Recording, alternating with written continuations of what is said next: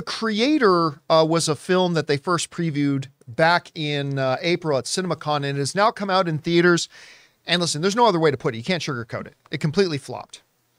It totally flopped.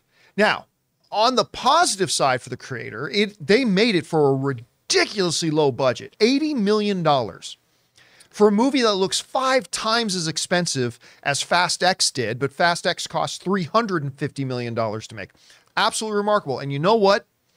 While I disagreed with some of the early hype that it's a new sci-fi classic or one of the best of the year, I didn't agree with those, but I thought it was quite a good movie. I enjoyed it. And it was beautifully done visually. It was quite original, even though there are some tropes and plot lines and devices borrowed and influenced from other films, yes, but I thought it was a really solid little movie.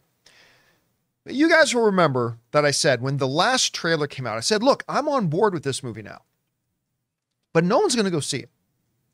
Because as much as I like the last trailer, really the trailers were not doing anything of any substance that were going to appeal to average moviegoers anywhere. You looked at it and it looked like an abstract piece of art hanging on some snooty friend's wall.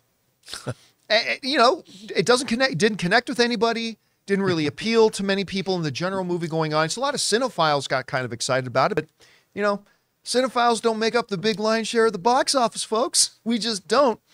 And the movie opened to $14 million. It opened in 3rd place on its opening weekend behind Paw Patrol. Woo! Woo! Paw Patrol! Behind Paw Patrol and Saw X. Came in 3rd place, making $14 million. Now that puts it kind of in line with some other recent sci-fi kind of floppings. Take Valerian and the City of a Thousand Planets. This movie made $17 million on its opening weekend. Big spectacle sci-fi thing. I mean, I remember being at the premiere, walking out and going, that was terrible. It was terrible. And again, only made $17 million. Or remember Peter Jackson Returns, producing Mortal Engines. Yeah, well, that movie made like $7.5 million on its opening weekend. Or Big Willie, Will Smith, had his Gemini Man, where it's Will Smith versus Will Smith. That movie only managed to make $20 million on its opening weekend. There's a little bit of a pattern here, to say the least. Anyway, Rob, you know, I quite enjoyed The Creator. I'm not going to say I loved it. I didn't love it passionately, but I thought it was quite solid, quite a good movie, visually stunning, and really, for an $80 million movie, blown away by what they did with the visual effects. Yeah. I'm not surprised at all it didn't make any money. I thought it deserved to make more money for what it was.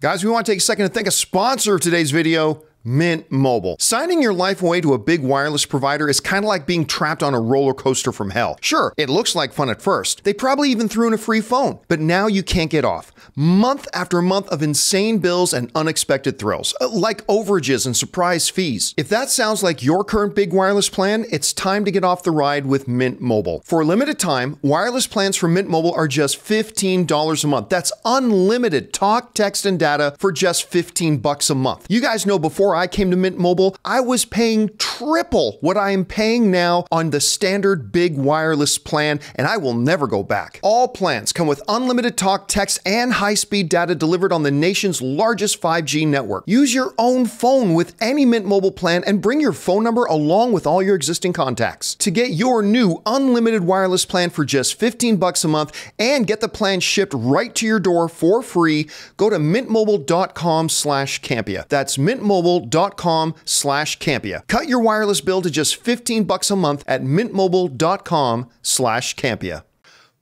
What do you think about the box office results? Can it be defined as a flop? Because I think it needs to make like $180 million to break even after you take into account theaters cuts and marketing and all that kind of stuff.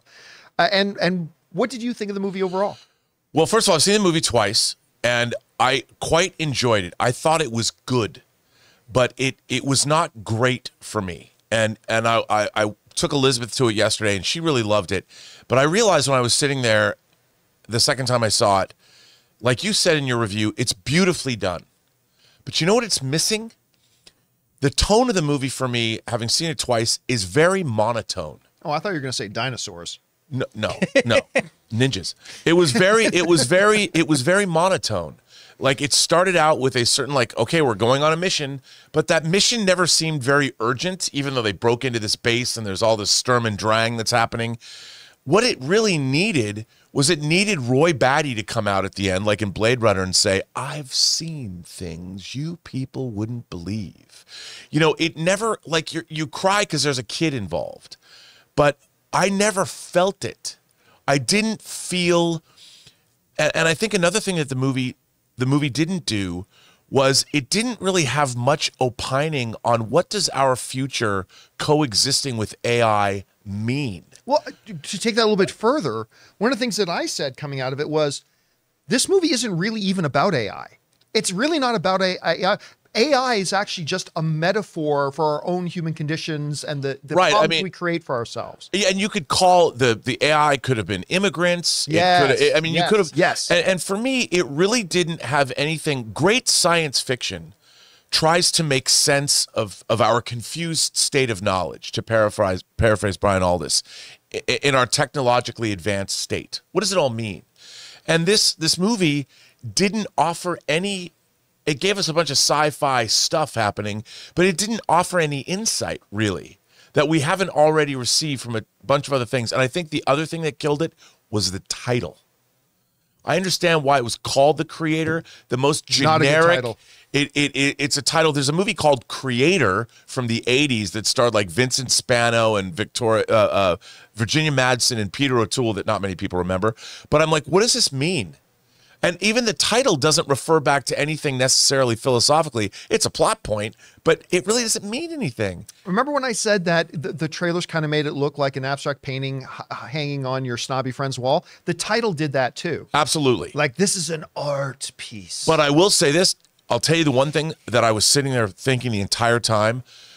This is totally random, but you know, they've been trying to make an Akira movie forever. Yeah, for many years. I'm looking at this with all the design work that they're showing and all this stuff. I'm like, this is like a trial run for Gareth Edwards to do Akira. Because if they announced tomorrow Gareth Edwards is going to do Akira, I would be very excited about all this. I felt that way because all the like the things that the doors that opened up like into the, I'm like, this looks like Akira. Yeah. And the fact that they went and they can just go now shoot, it was so beautifully done because they put in all the effects. I mean, they do it later anyway, but the way they just went out and shot live action in Southeast Asia, they didn't have to worry about things. They could just shoot where they wanted, get the best shots ever, and we'll put everything in later. The design work was amazing. I kept waiting for Kaneda and Tetsuo to show up and some, you know, fools to get on motorcycles, the jokers and the... Well, it feels kind of like an anime. Like it feels, the movie itself feels very anime influenced. It totally was, and it tried to have the heart, but it didn't have the philosophy that a lot of great anime has. Hey guys, thanks so much for watching this video. Make sure you like the video, leave a comment, and subscribe to our channel. And don't forget, we have a daily podcast called the John Campea Show podcast, available on Apple Podcasts, Spotify, or your favorite podcasting app of choice. Go and subscribe to it today so it'll be there when you need it.